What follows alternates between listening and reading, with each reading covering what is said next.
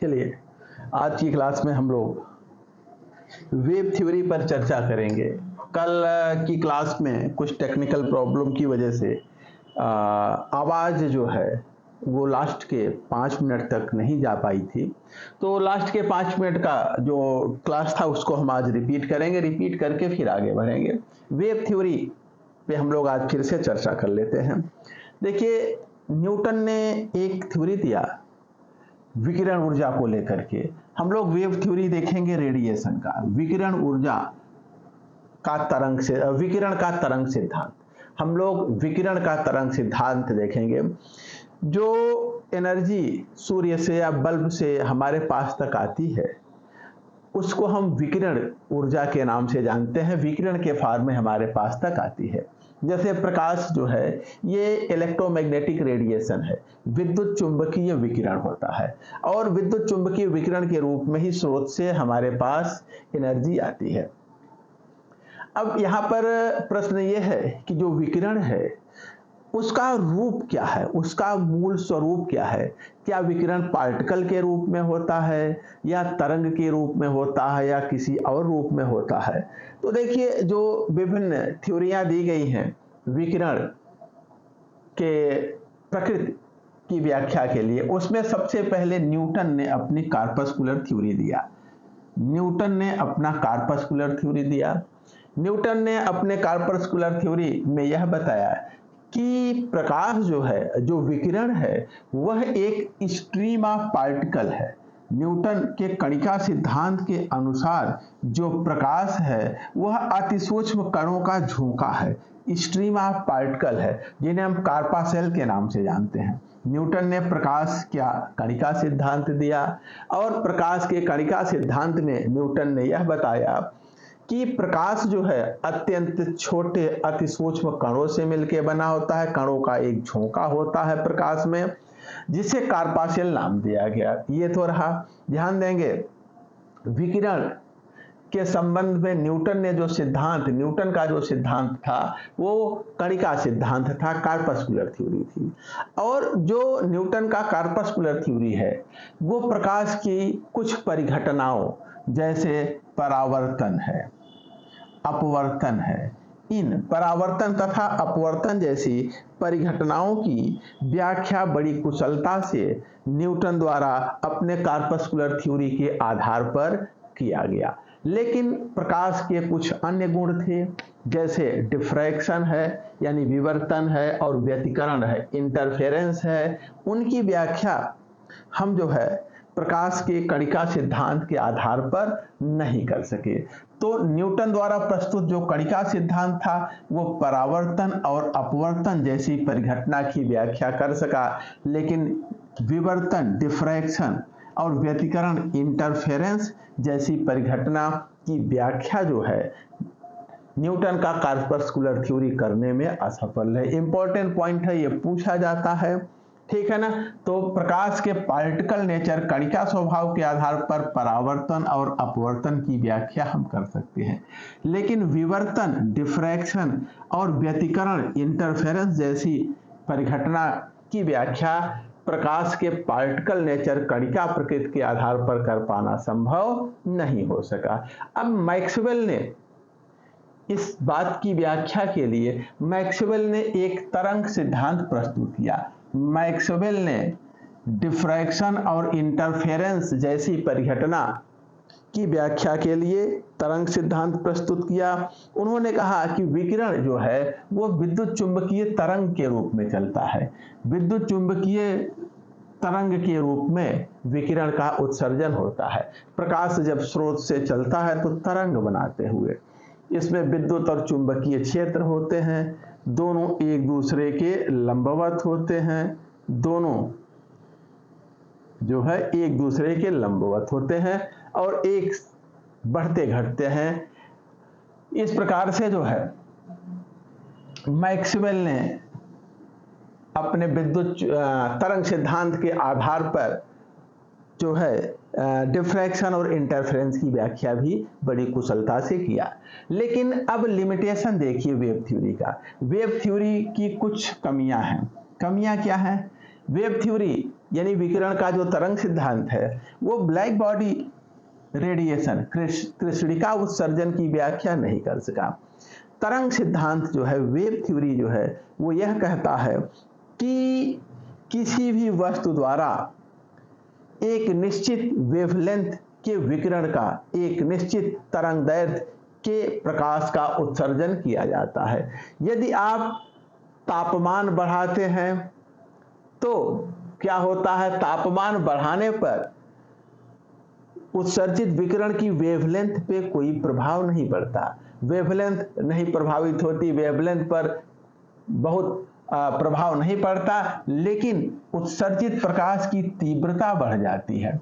जैसे जैसे आप तापमान बढ़ाएंगे, किसी वस्तु को गर्म करेंगे, वैसे वैसे उससे उत्सर्जित प्रकाश की जो तीव्रता है वो बढ़ जाती है, प्रकाश और अधिक तीव्र होने लगता है, लेकिन उत्सर्जित प्रकाश के तरंगदैर्घ्य पर कोई परिवर्तन नहीं होता। दूसरा, हम कहें कि तरंग सिद्धांत के अनुसार प्रत्येक वस्तु एक निश्चित वेवलेंथ के प्रकाश का उत्सर्जन या विकिरण का उत्सर्जन करता है। लेकिन कृष्णिका को देखिए, कृष्णिका एक ऐसा बॉडी है जो प्रत्येक तरंगदैर्घ्य के विकिरण का उत्सर्जन करता है, हर तापमान पर किसी भी तरंगदैर्घ्य के प्रकाश का उत्सर्जन भी करता है और अवशोषण भी करता है। दूसरा, यदि आप तापमान बढ़ाते हैं तो यह देखा गया है कि कृष्णिका उत्सर्जन की तीव्रता तो बढ़ जाती है, लेकिन उसकी तरंगदैर्घ्य घटती है।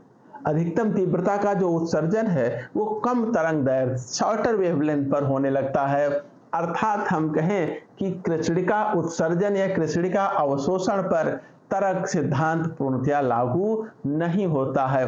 तरंग सिद्धांत ब्लैक बॉडी रेडिएशन की व्याख्या, ब्लैक बॉडी इमिशन की व्याख्या नहीं कर सकता है। दूसरा, फोटो इलेक्ट्रिक इफेक्ट देखें। यह देखा गया है कि किसी भी धातु की सतह से यदि आप इलेक्ट्रॉन को उत्सर्जित कराना चाहते हैं, इलेक्ट्रॉन को निकालना चाहते हैं, तो आपको उस पर प्रकाश गिराना पड़ेगा, जिसे हम, और इस प्रकार से किसी धातु की सतह पर प्रकाश गिरा करके इलेक्ट्रॉन को उत्सर्जित करना फोटो इलेक्ट्रिक इफेक्ट, प्रकाश वैद्युत प्रभाव कहलाता है। अब किसी भी धातु की सतह से इलेक्ट्रॉन को निकालने के लिए एक न्यूनतम मात्रा में एनर्जी की आवश्यकता होती है, जिसे हम वर्क फंक्शन के नाम से जानते हैं।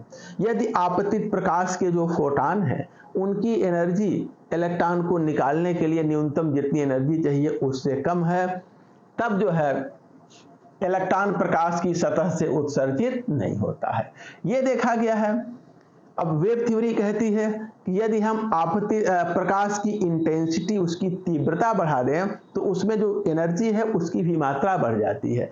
यह देखा गया है कि यदि जो है आपतित प्रकाश की जो आवृत्ति है, आपतित प्रकाश की जो फ्रीक्वेंसी है, वह अगर फोटो इलेक्ट्रिक इमिशन के लिए जो न्यूनतम जितनी फ्रीक्वेंसी की आवश्यकता है, जिसे हम थ्रेशोल्ड फ्रीक्वेंसी या देहली आवृत्ति कहते हैं, यदि देहली आवृत्ति से कम आपतित प्रकाश की आवृत्ति है तो चाहे जितनी तीव्रता का प्रकाश गिरा लीजिए, धातु की सतह से इलेक्ट्रॉन का उत्सर्जन नहीं होता। यहाँ देहली आवृत्ति क्या है, थ्रेशोल्ड फ्रीक्वेंसी क्या है, ये ध्यान देंगे कि किसी भी धातु की सतह से इलेक्ट्रॉन को उत्सर्जित कराने के लिए एक न्यूनतम फ्रीक्वेंसी से ऊपर की फ्रीक्वेंसी का प्रकाश अगर गिरता है तभी जो है धातु की सतह से इलेक्ट्रॉन उत्सर्जित होते हैं, और उसे हम थ्रेशोल्ड फ्रीक्वेंसी कहते हैं। यदि उस आवृत्ति से कम आवृत्ति का प्रकाश गिराते हैं तब इलेक्ट्रॉन का उत्सर्जन नहीं होता है।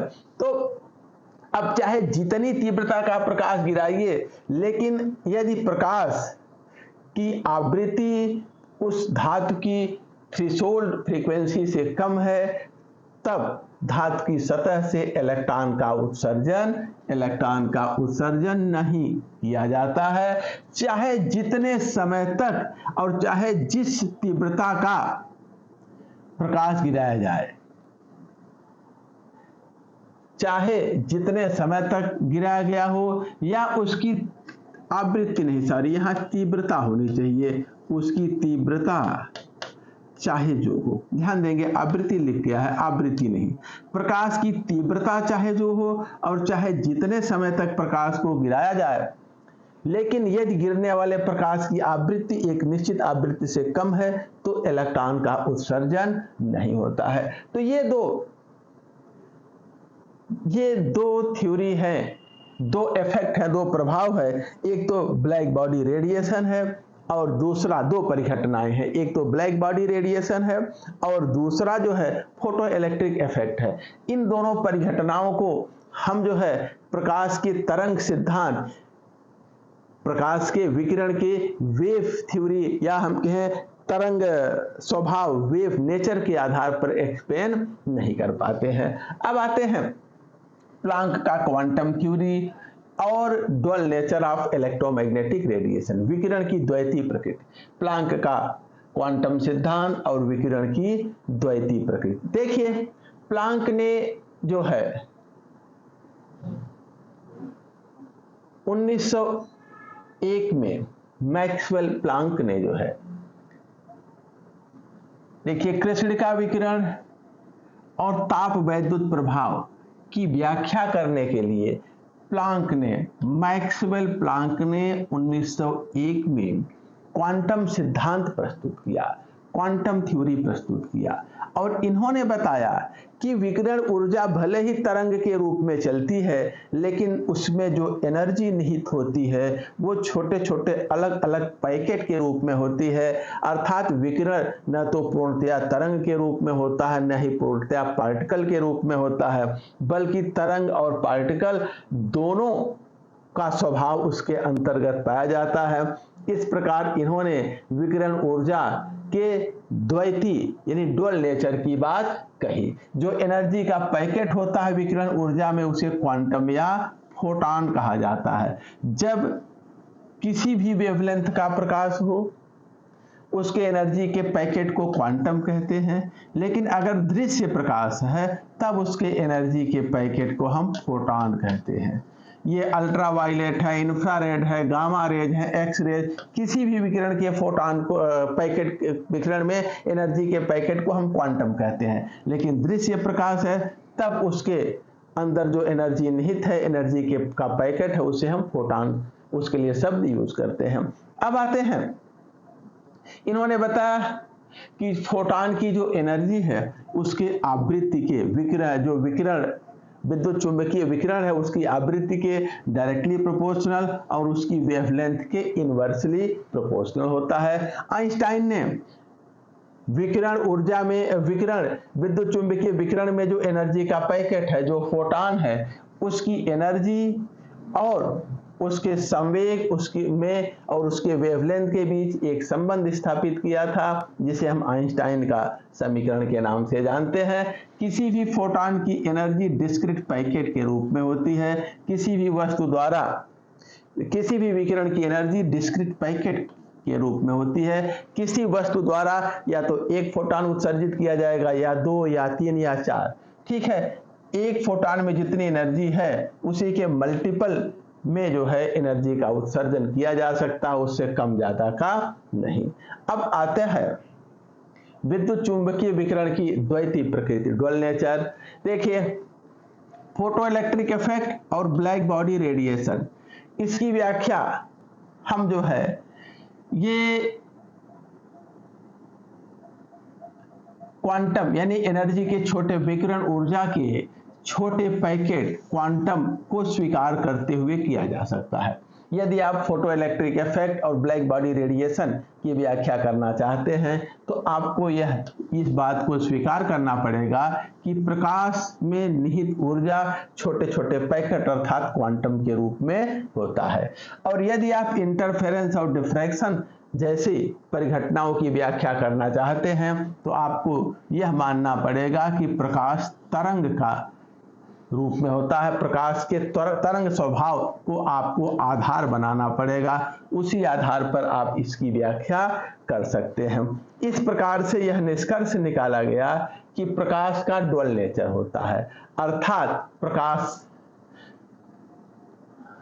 यह माना गया कि जो विकिरण ऊर्जा है यानी जो प्रकाश है जो विकिरण ऊर्जा यानी प्रकाश है उसकी द्वैती प्रकृति होती है। द्वैती का मतलब पार्टिकल का भी नेचर होता है और उसमें तरंग का भी नेचर होता है, दोनों। हमने बताया आइंस्टाइन ने 1905 में किसी फोटॉन की एनर्जी, फोटॉन के वेवलेंथ, फोटॉन के साथ जुड़े वेवलेंथ और उसके संवेग के बीच मात्रात्मक संबंध स्थापित किया, जिसे आइंस्टाइन के समीकरण के नाम से हम जानते हैं। यहाँ तक कल की क्लास में हम लोगों ने देख लिया था, लेकिन लास्ट में कुछ टेक्निकल प्रॉब्लम की वजह से वीडियो में वॉइस नहीं आ पाई थी, इसलिए हमने उसको आज फिर से रिपीट कर दिया। अब आगे देखते हैं। अगला टॉपिक है बोर का atomic model, Bohr's atomic model, और ये बहुत ही इंपॉर्टेंट है एग्जाम के पॉइंट ऑफ व्यू से, और इसका जो एटम के विषय में, एटम की जो प्रॉपर्टीज को जिस प्रकार से ये एक्सप्लेन करने में सफलता प्राप्त किया इस मॉडल ने, इसकी सफलता के आधार पर भी, इसकी सफलता के आधार पर भी यह इंपॉर्टेंट है। और दूसरा जो है, एक तो सफलता के आधार पर और दूसरा जो है हमारे एग्जाम के पॉइंट ऑफ व्यू से, दोनों दृष्टिकोण से जो है यह बहुत इंपॉर्टेंट है, ये ध्यान देंगे। एग्जाम में भी इससे खूब क्वेश्चन बनते हैं और हम एटम की ढेर सारी प्रॉपर्टीज को भी इसके आधार पर एक्सप्लेन कर लेते हैं। देखा जाए पहला पॉइंट, यह परमाणु मॉडल जो है क्वांटम सिद्धांत पर आधारित है, इंपॉर्टेंट पॉइंट है। सबसे पहले क्वांटम सिद्धांत का उपयोग इसी परमाणु मॉडल में किया गया था। किसी परमाणु के संरचना यानी परमाणु के स्ट्रक्चर की व्याख्या के लिए क्वांटम सिद्धांत का उपयोग, क्वांटम सिद्धांत को सबसे पहले बोर द्वारा अपने परमाणु मॉडल में यूटिलाइज किया गया था, यूज किया गया था। इसलिए इस परमाणु मॉडल को प्रथम क्वांटीकृत परमाणु मॉडल भी कहा जाता है। ये प्रथम क्वांटीकृत परमाणु मॉडल के नाम से जाना जाता है। तो ध्यान रखेंगे, पहला इंपॉर्टेंट पॉइंट, बोर के परमाणु मॉडल में सबसे पहले क्वांटम थ्योरी का उपयोग किया गया था। यह पहला परमाणु मॉडल है, ऐसा परमाणु मॉडल है जिसमें क्वांटम थ्योरी का यूज है, इसलिए इस परमाणु मॉडल को प्रथम क्वांटीकृत परमाणु मॉडल के नाम से जाना जाता है।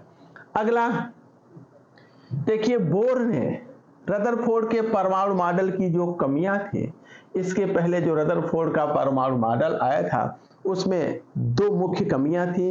एक तो परमाणु का स्थायित्व और दूसरा जो है रेखीय स्पेक्ट्रम की उत्पत्ति। तो ध्यान देंगे, रदरफोर्ड के परमाणु मॉडल में दो कमियां थी। एक कमी क्या थी? एक था कि परमाणु का स्थायित्व, रदरफोर्ड के परमाणु मॉडल के अनुसार परमाणु स्थायी नहीं होगा, और दूसरा उनके परमाणु मॉडल के अनुसार परमाणु जो है सतत स्पेक्ट्रम उत्सर्जित करेगा, कंटिन्यूअस स्पेक्ट्रम देगा। लेकिन वास्तव में जब परमाणु का स्पेक्ट्रम लिया गया तो यह पाया गया कि परमाणु सतत स्पेक्ट्रम नहीं देता बल्कि रेखीय स्पेक्ट्रम देता है। ठीक है ना?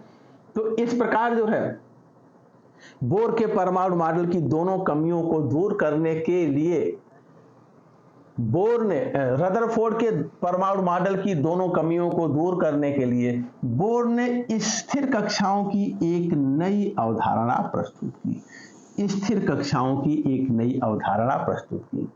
अब स्थिर कक्षाएं क्या है? स्थिर स्टेशनरी ऑर्बिट क्या है?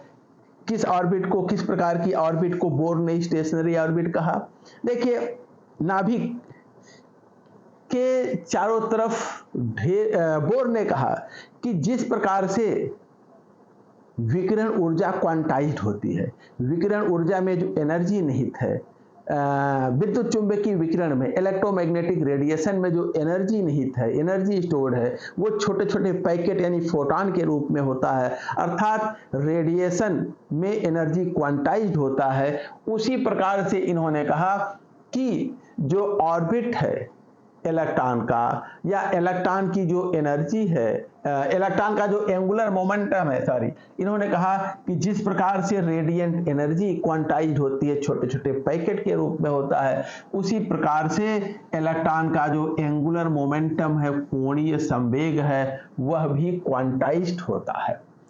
और इन्होंने बताया कि इलेक्ट्रॉन का जो एंगुलर मोमेंटम है mvr ये nh/2 के बराबर, यानी h/2 के बराबर होता है या उसका मल्टीपल। यहाँ n की वैल्यू 1 होगी, 2 होगी, 3 होगी, इस तरह से कुछ भी हो सकता है।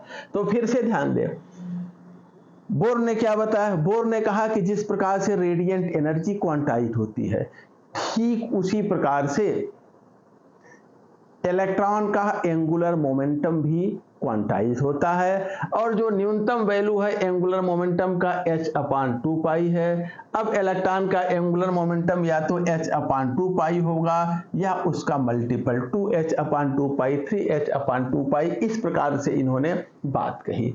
अब आगे इन्होंने बताया क्वांटाइज होता है, और इन्होंने आगे बताया कि जिन कक्षाओं का कोणीय संवेग h/2 या उसका मल्टीपल होता है, उन कक्षाओं को ही इन्होंने स्थिर कक्षा कहा। फिर से ध्यान दीजिए, इन्होंने बताया कि जिस प्रकार से रेडिएंट एनर्जी क्वांटाइज होती है, उसी प्रकार से इलेक्ट्रॉन का जो कोणीय संवेग है, एंगुलर मोमेंटम है, वो भी क्वांटाइज होता है। इलेक्ट्रॉन का एंगुलर मोमेंटम h/2 हो सकता है, या 2h/2 हो सकता है, या 3h/2 हो सकता है। इस प्रकार से इलेक्ट्रॉन का एंगुलर मोमेंटम h/2 या उसका मल्टीपल होगा। आगे इन्होंने बताया कि इन्हीं ऑर्बिट्स को, इन्होंने बताया जिन ऑर्बिट्स का एंगुलर मोमेंटम h/2 या उसका मल्टीपल होता है, वो ऑर्बिट स्टेशनरी ऑर्बिट होते हैं। उन्हीं ऑर्बिट्स को इन्होंने स्टेशनरी ऑर्बिट नाम दिया। तो अगर कोई पूछता है कि ये स्टेशनरी ऑर्बिट क्या होते हैं, तो जिन ऑर्बिट्स का एंगुलर मोमेंटम h/2 या उसका मल्टीपल होता है, उन्हीं ऑर्बिट्स को बोर ने स्टेशनरी ऑर्बिट, स्थिर कक्षा कहा। स्थिर कक्षा से क्या आप, इन्होंने बताया क्या आशय लगाते हैं, जिस कक्षा में चलता हुआ इलेक्ट्रॉन अगर विकिरण का उत्सर्जन नहीं कर रहा है, तो हम उस कक्षा को स्थिर कक्षा कहते हैं। तो इन्होंने कहा कि जिन कक्षाओं का कोणीय संवेग h/2 हो, या 2h/2 या 3h/2 या 4h/2, यानी h/2 का 1 टाइम्स, 2 टाइम्स, 3 टाइम्स, 4 टाइम्स हो, उसका मल्टीपल हो, वो कक्षाएं स्थिर कक्षाएं कहलाती हैं। और इलेक्ट्रॉन जब तक किसी एक स्थिर कक्षा में रहता है, ऊर्जा का उत्सर्जन नहीं करता है। ऊर्जा का उत्सर्जन वह तब करता है जैसे जब इस स्थिर कक्षा से इस स्थिर कक्षा में आवे, या इस स्थिर कक्षा से इस स्थिर कक्षा में आवे, या यहाँ से यहाँ आवे। जब एक स्थिर कक्षा से दूसरी स्थिर कक्षा में इलेक्ट्रॉन जाता है, तभी वह ऊर्जा का उत्सर्जन करता है, और दोनों कक्षाओं की ऊर्जा का जितना अंतर है, उतनी एनर्जी एक बार ये एक फोटॉन के रूप में उत्सर्जित कर देता है। ऐसा इन्होंने बताया। अब देखिए, किसी भी ऑर्बिट का angular momentum h/2, 2h/2, 3h या 4h/2, अर्थात जैसे जैसे हम नाभिक से दूर जाते हैं, टीजीटी का सवाल है, ध्यान देंगे, जैसे जैसे हम नाभिक से दूर जाते हैं, जैसे जैसे हम नाभिक से दूर जाते हैं, देखिए इसका h/2 है, इसका 2h/2, 3h/2। जैसे जैसे हम नाभिक से दूर जाते हैं, ऑर्बिट का एंगुलर मोमेंटम बढ़ता है, ऑर्बिट का एंगुलर मोमेंटम बढ़ता है। लेकिन दो ऑर्बिट के एंगुलर मोमेंटम का जो डिफरेंस है, देखिए इन दोनों क्रमागत ऑर्बिट के एंगुलर मोमेंटम का अंतर h/2, इन दोनों के एंगुलर मोमेंटम का अंतर h/2, इन दोनों के एंगुलर मोमेंटम का अंतर h/2। तो हम जैसे जैसे नाभिक से दूर जाते हैं, वैसे वैसे क्या होता है, जो एंगुलर मोमेंटम है इलेक्ट्रॉन का बढ़ता है, लेकिन दो क्रमागत कक्षाओं के एंगुलर मोमेंटम का अंतर कांस्टेंट रहता है, नियत रहता है, और वो h/2 के बराबर। ये टीजीटी का सवाल है, ध्यान देंगे। तो इन्होंने फिर से ध्यान दे दिए, बोर ने बताया कि पहला हमने बताया था कि इनका परमाणु मॉडल प्लांक के क्वांटम सिद्धांत पर आधारित प्रथम परमाणु मॉडल था, इसलिए इनके परमाणु मॉडल को प्रथम क्वांटीकृत परमाणु मॉडल कहते हैं। दूसरा, रदरफोर्ड के